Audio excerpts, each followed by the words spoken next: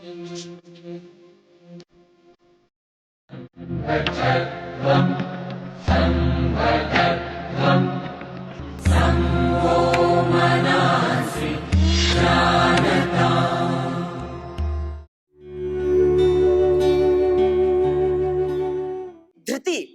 जो धृति है, जो धैर्य है, संक्षिप्त व्याख्या करूंगा, ज्यादा नहीं, लेकिन आप समझ लीजिए इसको।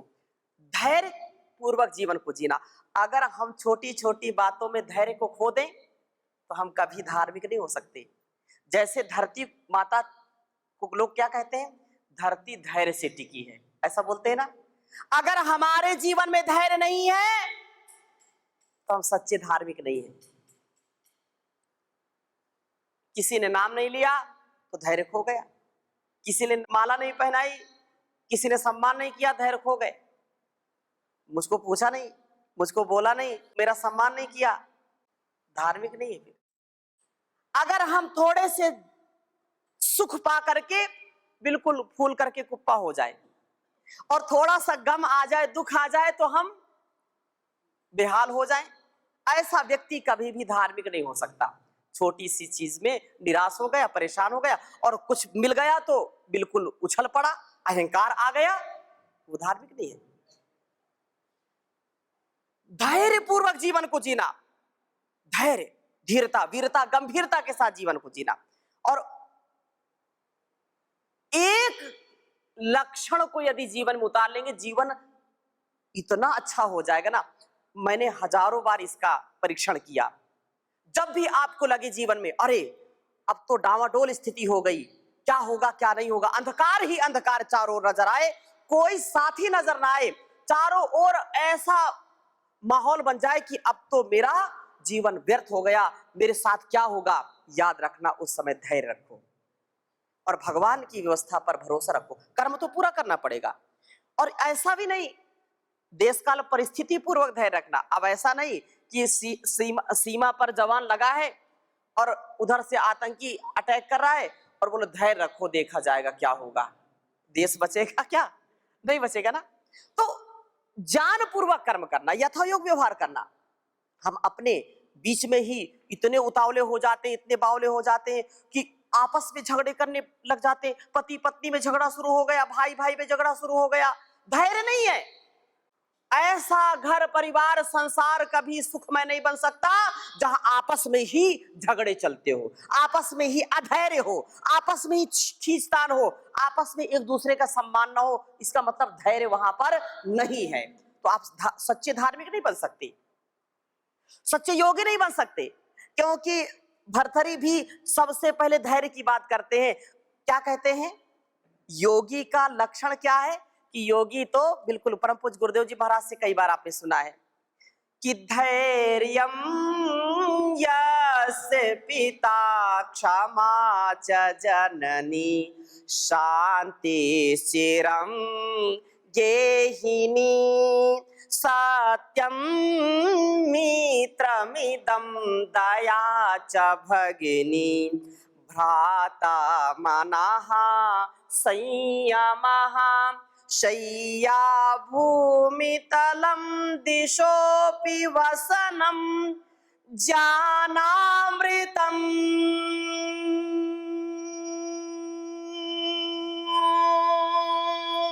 भोजनं हेते यस्य कुटुम्बिनो वद सखे कस्मात् भयं योगिनः कस्मात् भयं योगिनः।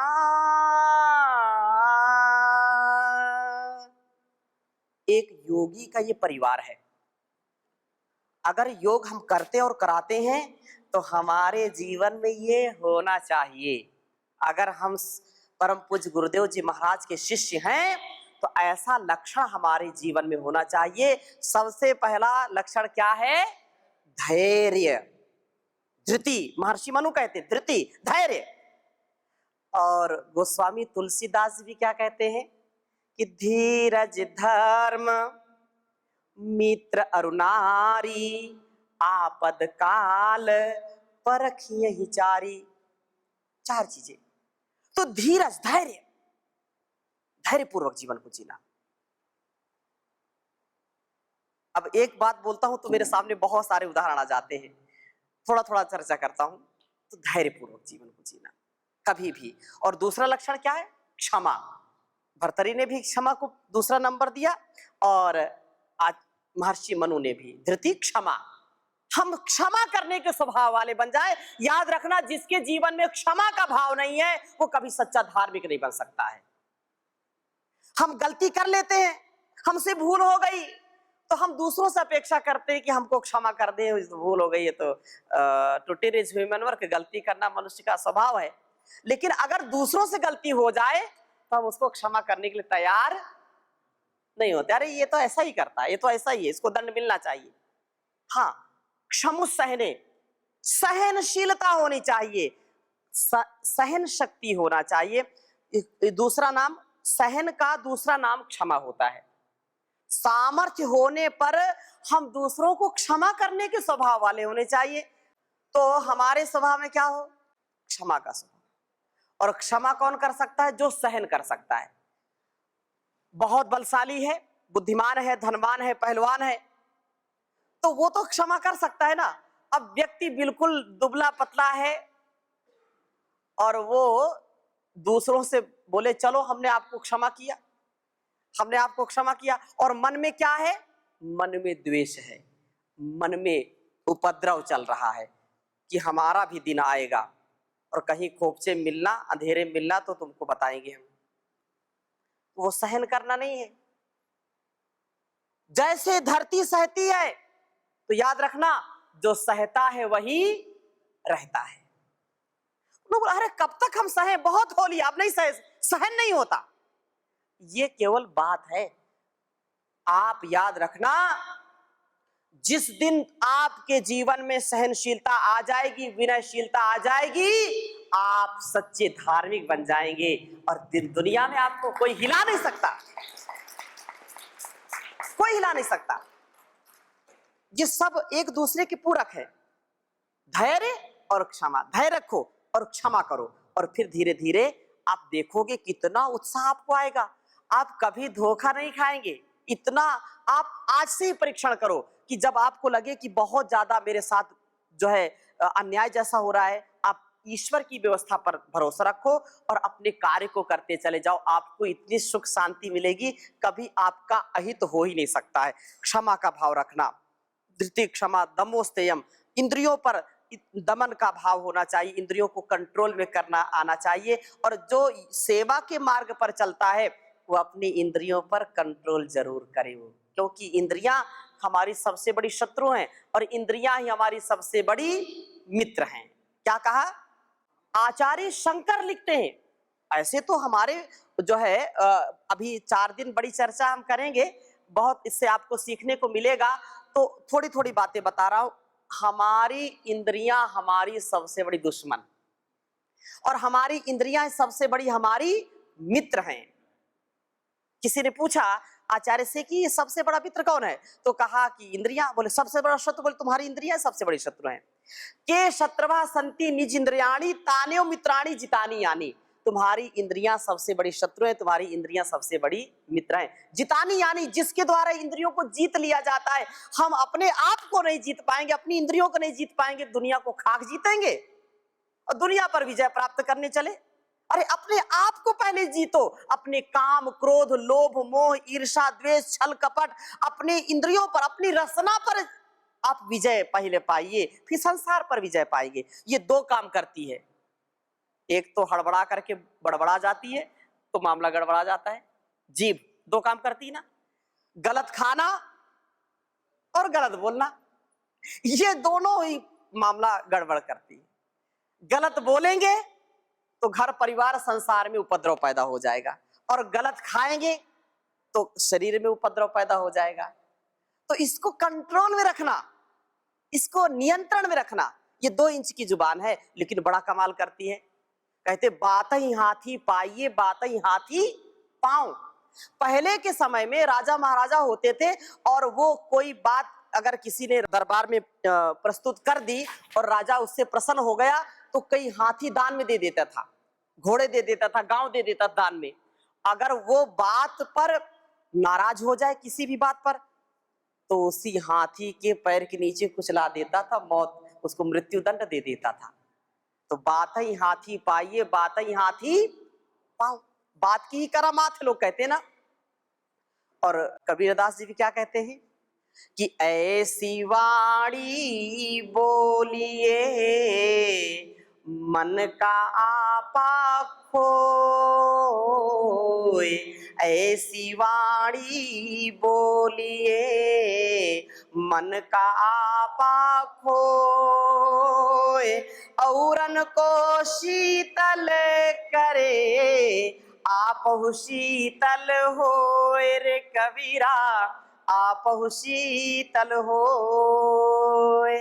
अब देखो, सत्यम वद धर्मम चर, सत्यम ब्रूयात प्रियम ब्रूयात न ब्रूयात असत्यम प्रियम। सत्य बोलो, प्रिय बोलो, और ऐसी वाणी बोलो कि सबसे प्रीति हो जाए, सबसे जो है यद वदामी मधुमत तद वदामी, जो मैं बोलूं तो रसना मेरी जो है ना जैसे शहद से सनी हो। लेकिन ऐसा नहीं, कुछ लोग जो है मुख में तो मक्खन और हृदय में विष रखते हैं, ऐसा भी नहीं होना चाहिए।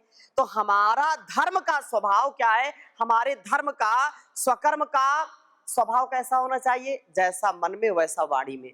अब कुछ लोग ऐसा बोलते रहे, हम तो जो बोलेंगे अच्छा बोलते हैं, सही बोलते हैं, हम तो सत्य बोलते हैं, किसी को कड़वा लगे तो हम क्या करें, सच सच तो कड़वा होता है। ये बात अच्छी नहीं है, ऐसा अपने आप को बचाते नहीं, हम तो बिल्कुल खरी खरी सुनाते हैं। तो सत्य बोलने के भी अनेक उपाय हैं ना, अनेक उसके जो है भाव होते हैं। तो किसी ने कहा कि ऐसी वाणी बोलिए कि तुरते झगड़ा होए, ऐसी वाणी बोलिए तुरते झगड़ा हो, और उससे झगड़ा ना करो जो तुमसे तगड़ा होए। तो ऐसा नहीं करना कभी, ऐसी बात कभी भी हमारे जीवन में नहीं होनी चाहिए। हम सब गुरु शिष्य के जो है, गुरु के प्रतिरूप है, गुरु के सच्चे शिष्य हैं। तो हमारा जो भाव है एक सच्चे योगी का जैसा भाव होना चाहिए। हम ही है योगी, इसलिए जन्म से हम योगी, ऐसा भाव होना चाहिए। धृति क्षमा दमोस्तेयम, चोरी का भाव नहीं होना चाहिए, अस्तेय का भाव होना चाहिए। स्तेय और स्तेय, चोरी करना और चोरी ना करना। तो जो चोरी का भाव है वो अधर्म है, और जो अचोरे का भाव, चोरी करना नहीं भाव है, वो हमारे धर्म का लक्ष्य है। शौचम इंद्रिय निग्रह, शौचम तो कहा कि शुद्धता, पवित्रता, जैसा मन में वैसा वाणी में वैसा व्यवहार में, ऐसा जो कर्म करता है वो धार्मिक होता है। ऐसा जो कर्म करता है जिसके मन और वाणी में कोई अंतर नहीं है। एक श्लोक में कहते हैं कि सज्जन और दुर्जन में अंतर क्या है। महात्मा में जो महात्मा है और एक जो दुरात्मा है, दुरात्मा महात्मा, सज्जन और दुर्जन, इनमें अंतर क्या है।